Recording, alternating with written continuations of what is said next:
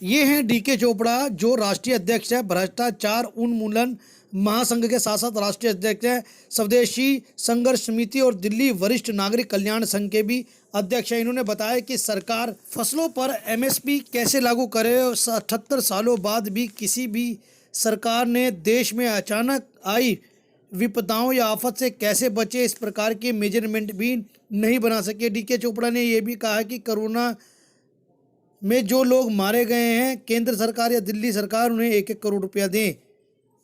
दिल्ली 60 साल रहने वालों की है और कई देश की समस्याओं पे चर्चा की है डीके चोपड़ा ने। आइए आपको सुनाते हैं। 70 साल हो गए हैं, देश में कोई ऐसी स्कीम या ऐसी योजना नहीं बनी कि जिस तरीके से जो कोरोना महामारी अब आई है, जिससे हम जूझ रहे हैं, कि उसका निपटारा हो जा सके और उसको आने से पहले खत्म किया जा सकता है। देखिए भैया, बात यह है कि सर्वाइवल ऑफ द फिटेस्ट होता है। नियम एक ये है कि सर्वाइवल ऑफ द फिटेस्ट। जो भी एनवायरनमेंट हम क्रिएट कर रहे हैं, आप देखिए कि जब हमारा देश आज़ाद हुआ था तो हमारी आबादी थी 33 करोड़, अब हमारी आबादी है 135 करोड़।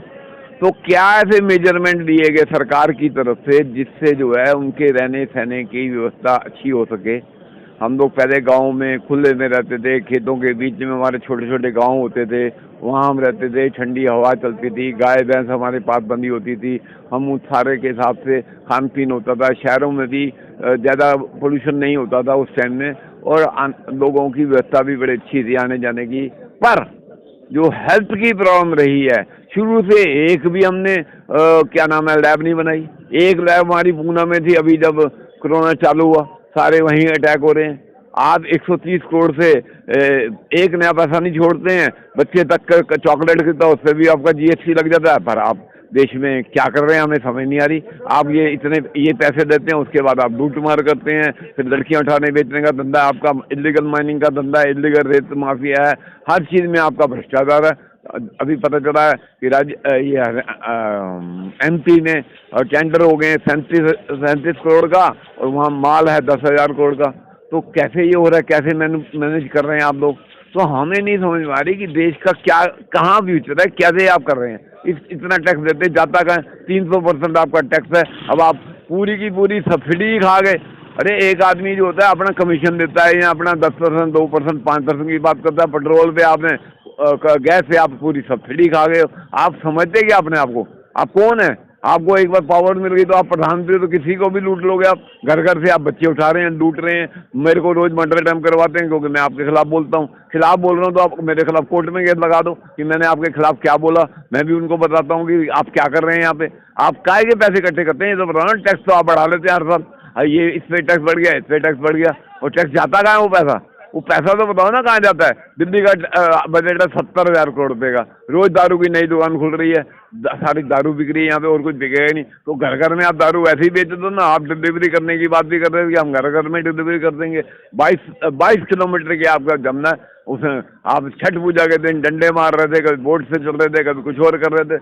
आप करना क्या चाहते हैं? बात ही नहीं समझ में आ रही। हर आदमी ये लुटेरा है या कोई काम भी करेगा? कौन हमारा गार्डियन है? लेकिन सर, केंद्र सरकार की योजना के हिसाब से कोरोना महामारी आई थी, उसमें 130 करोड़ जनता को अनाज मुफ्त दिया जा रहा है।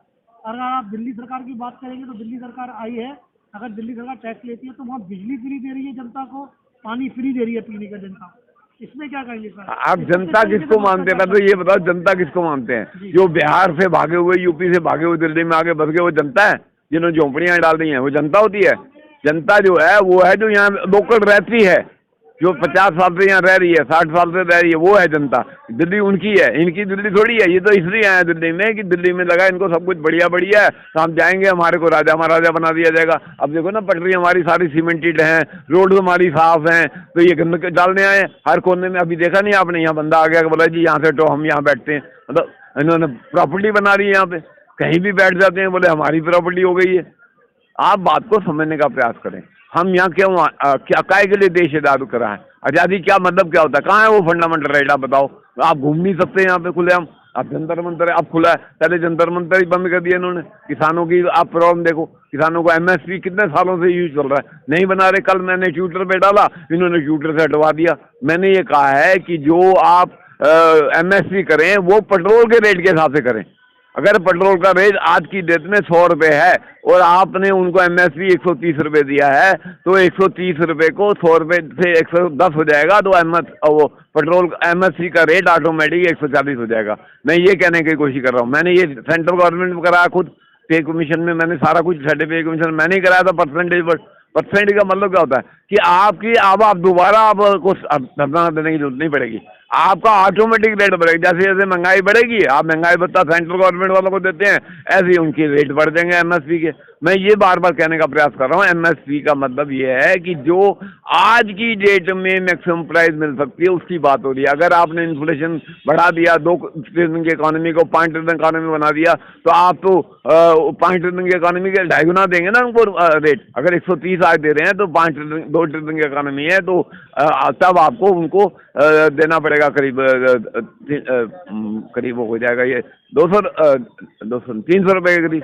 तो आप 5 ट्रिलियन की इकोनॉमी करेंगे तो MSP 300 रुपये ऑटोमेटिक हो जाएगा। मैं ये कहना चाह रहा हूँ, तो आप ऐसे रूल बनाइए सारे जगह कि ऑटोमेटिक लोगों में, ये मैं कहना चाह रहा हूँ। और आप हर 2 किलोमीटर, मैंने 2015 के चुनाव में भी कहा था कि मैं 2-2 किलोमीटर पे यहाँ लैब बनाऊंगा देश में, कि सारी दिल्ली में लैब बने और चेक की जाए सारी जगह, एक एक आदमी को रेगुलर कोई भी चीज़ चेक करा दो। आपको डाउट है भाई बर्फी हम इसने दी है, ये 200 रुपये किलो मांग रहा है, 200 रुपये की वर्थ साइज की नहीं है, चेक करवा लो, उसकी रिपोर्ट ले आओ। आप गेहूँ की बात कर रहे हैं, MSP की बात कर रहे हैं, उसको चेक करवा लो। आपने तमाम जानकारी दी, सरकार से निवेदन भी करा कि आपके पास ऐसे ऐसे आइडियाज हैं कि सरकार उनको फॉलो करो, लेकिन सरकार कर नहीं रही। ये कारण क्या है? सरकार के पास आपकी बात कौन पहुंचाएगा कि आपकी बातों को फॉलो करें? देखिए, अंदर की बात मुझे नहीं पता ना, सरकार इतने पैसे देके जाती कहाँ है। बात ये है, जब मैं सरकार में आऊँगा तभी समझ पाऊँ। मैं 2 बार MP का चुनाव आ चुका हूँ, 2 बार MLA का चुनाव आ चुका हूँ, यहाँ मुझे कोई वोट ही नहीं करता। कहते 1000 रुपये दोगे तो वोट करेंगे। मैं यहाँ क्या भ्रष्टाचार करने आया हूँ? अगर मैंने ही भ्रष्टाचार करके अगर सीट देनी है तो मैंने फिर क्या करना है? मैं तो देश सेवा करता हूँ। मैं भगत सिंह और सुभाष चंद्र बोस को मानता हूँ, मैं महात्मा गांधी को मानता ही नहीं हूँ। महात्मा गांधी बेशक राष्ट्रपति पिता आपने माने हैं, सब माने हैं, आज तक उनको सम्मान नहीं दिया महात्मा गांधी ने। भगत सिंह और सुभाष चंद्र बोस को देश में आज तक स्वतंत्रता सेनानी नहीं मानते। हम रोज उसके लिए लड़ रहे हैं, MP के चुनाव हम इसीलिए लड़ चुके हैं। तो मेरा आखिरी सवाल ये है, क्या मानते हैं आपकी जो सरकार अभी चल रही है, चाहे दिल्ली की सरकार हो चाहे केंद्र की सरकार हो, कहीं ना कहीं आपने उन पर भ्रष्टाचार के आरोप लगा रहे हैं, क्या कारण? आप देखो ना, आप समझो, अभी वैक्सीन लगी, इन्होंने मोदी साहब ने बंद कर दी, कह दिया जी वो क्या नाम है अब स्टेट लगाएंगी। जब पार्लियामेंट में 35,000 करोड़ रुपए सैंक्शन हो गए थे और 118 करोड़ को वैक्सीन लग सकती थी, तो क्यों नहीं लगा रहे आज तक? आप बताओ ना, 1 साल हो गया। वैसे ये कहते हैं हमारी पॉपुलेशन 130 करोड़ है, तो हमारे पास हाथ में 260 करोड़ है। फिर ये नौकरी निकालते हैं, उसमें कहते हैं जी 5 लाख लोगों ने अप्लाई कर दिया, नौकरी 5 की, तो 5 लाख लोगों से वैक्सीन लगवा लो। अगर आपका कोई काम नहीं है, आपका वो पुलिस स्टेशन नहीं, सारे देश में पुलिस स्टेशन है, पुलिस स्टेशन के सारे कांस्टेबलों को लगा के एक बार वैक्सीन लगवा दो। 100 करोड़ लोगों को वैक्सीन लगाई है। आप ये देखो ना, ये अपनी पार्टी के 21 करोड़ लोग बताते हैं, इनकी पार्टी में 21 करोड़ वर्कर हैं बीजेपी में। वो अगर एक दिन में चाहे वैक्सीन सारे देश को लग सकती है। ये 10 में 1 साल हो गया अभी तक वैक्सीन पूरी तक इनसे 100 करोड़ को वैक्सीन देके अपना गाना गा रहे हैं। 100 करोड़ में कितने लोगों ने अपने पास से वैक्सीन लगाई, उसको तो आप चेक करो।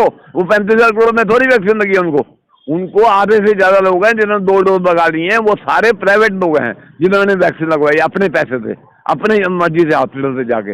हाँ, इन्होंने नहीं लगाई वैक्सीन, हाँ इन्होंने सिर्फ कुछ लोगों को लगाई है। वो हो सकता है 5,000 करोड़ के लोग होंगे, तो बाकी 30,000 करोड़ अभी भी इनके पास पड़ा है। 30,000 करोड़ वहीं का वहीं है और ये उसको मिसयूज करने का प्रयास कर रहे हैं और ये बर्डन डाल रहे हैं एक दूसरे पे। जो इनकी पॉलिटिकल गेम है कि स्टेट करेगी, ये करेगा, वो करेगा, मैं नहीं करूँगा।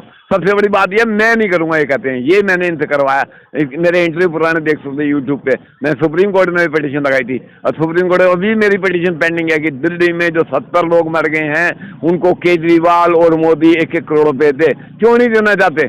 ये अपने वो क्या कहते हैं कोरोना वॉरियर्स को 1-1 करोड़ रुपए दे रहे हैं। ये 70 लोग कोरोना वॉरियर्स नहीं है? आप बताओ ना, जो आपके कोरोना के चक्कर में मर गए, जिनको आप ऑक्सीजन नहीं दे, और प्राइवेट आदमी है सारे, ये जो पैसे वाले लोग थे उनको मारा आपने। सरकारी को एक भी आदमी नहीं मरा आपसे, आप बताइए ना। तो मैं ये कहना चाह रहा हूँ कि आप लोग मास्क नहीं लगा रहे, तो कल्चर में नहीं है आपकी मास्क लगाना। हर आदमी यहाँ पे वो है, मैं नेता हूँ, मैं VIP हूँ, मेरे को पहचानो, ये कहना चाहता है हर आदमी यहाँ पे। मेरे को आइडेंटिटी कार्ड नहीं दिखाऊंगा मैं। आपको पता नहीं शायद, जवाहरलाल नेहरू जब एक बार प्लानिंग कमीशन में गया तो लिस्ट मैन ने उससे आइडेंटिटी कार्ड मांग लिया। समझ आई, और लिस्ट से उतार दिया उसको, फिर वो आइडेंटिटी कार्ड दिखाया तब लिस्ट में गया वो, समझ आई है। तो आइडेंटिटी कार्ड काहे के लिए, अगर आप प्रधानमंत्री है तो आइडेंटिटी कार्ड तो आपका होना ही चाहिए ना, ये थोड़ी कि आपको समझ दिया जाए कि आप प्रधानमंत्री या वीआईपी हैं। अरे जो सेंट्रल गवर्नमेंट के रूल रेगुलेशन है उससे काम करोगे ना आप, ये थोड़ी अपने घर के रूल बना लोगे कि मुझे पहचानो मैं हूँ डॉन।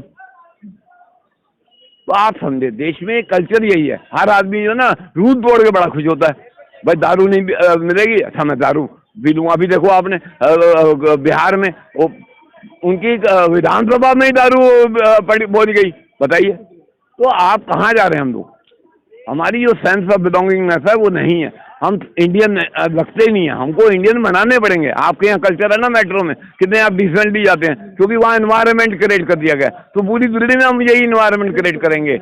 हम ये कह रहे हैं दिल्ली में ऐसे आलतू फालतू आप नहीं घूम सकते हैं। हाँ, आपको हम वॉकिंग का भी चलान करेंगे, मैं सिंगापुर हांगकांग गया, वहाँ वॉकिंग में चलान होता है, आप रेड लाइट जंप नहीं कर सकते, वॉकिंग की अपनी रेड लाइट वॉकिंग की नहीं जंप कर सकते, $500 आपको जुर्माना हो जाएगा। आप देखो ना 5 लाख तो आपने किसान भी 750 आपने किसान मार दिए, एक चुननी किसी को देने को तैयार नहीं है आप, मतलब क्या हुआ। आप सरकार तो कह रही थी कि सुप्रीम कोर्ट में इस कानून को रोक दिया गया, इस धरने प्रदर्शन को खत्म करें, लेकिन लोग नहीं मान रहे थे। सरकार क्या होती है, सुप्रीम कोर्ट क्या है, सुप्रीम कोर्ट किसने बनाई है, कॉन्स्टिट्यूशन ने बनाई है, कोई उनकी वो इंडिपेंडेंट बॉडी नहीं है, सारी इन्हीं की बॉडी है, सारी गवर्नमेंट ऑफ इंडिया ये सारी है। हाँ, वो सुप्रीम कोर्ट जो कह देती है, गवर्नमेंट जो आप जाके देख लो, कभी पुलिस वाला जाके जो कहेगा वही सुप्रीम कोर्ट कहेगी, वो कहेगी गवर्नमेंट ने कहा है। हमने कई बार केस लड़ चुके हैं, अगर आपको मैं पुराना किस्सा सुनाता हूँ, मैं जब इंस्पेक्टर बना था तो सीबीआई और कस्टम इंस्पेक्टर के वो जो क्या था स्केल बराबर हो गए थे, 550 का स्केल हो गया था। आप सुन रहे मेरी बात, 550 का स्केल हो गया था। हमने बड़ी कोशिश की, 25 साल अब केस लड़ते रहे, कोर्ट ने 70 बार कह दिया कि भाई इनको जो है वो दे दो, वो कहते हमारा फंड ही नहीं है। अभी भी आप देखो ना, ये जो अपने सिक्योरिटी गार्ड हैं, सिक्योरिटी वाले, क्या नाम था उनका, सिपाही, जो सिपाही इन्होंने भर्ती किए थे पीछे, उन 13 साल हो गए उनको केस लड़ते हुए, उनको कहते हैं नहीं हम नहीं भर्ती करेंगे आपको, इसकी जगह मार्शल नई पोस्ट बना दी इन्होंने। तो आप समझो ना, जब सरकार नहीं चाहती आपको पैसा देना, सरकार कौन है, एक MP साहब है या प्रधान, अब देखा नहीं आपने मोदी ने क्या किया, मैंने कह दिया, पार्लियामेंट ने पास कर दिया, मैंने कह दिया, राष्ट्रपति ने पास कर दिया, मैं एक आदमी डिसाइड करता है देश में क्या होगा देश में, आप समझ पा रहे हैं। तो देश थोड़ी है ये, कलेक्टिव वो असेसमेंट नहीं है, इंडिविजुअल असेसमेंट है। मोदी ने देश को खरीद रखा है वो।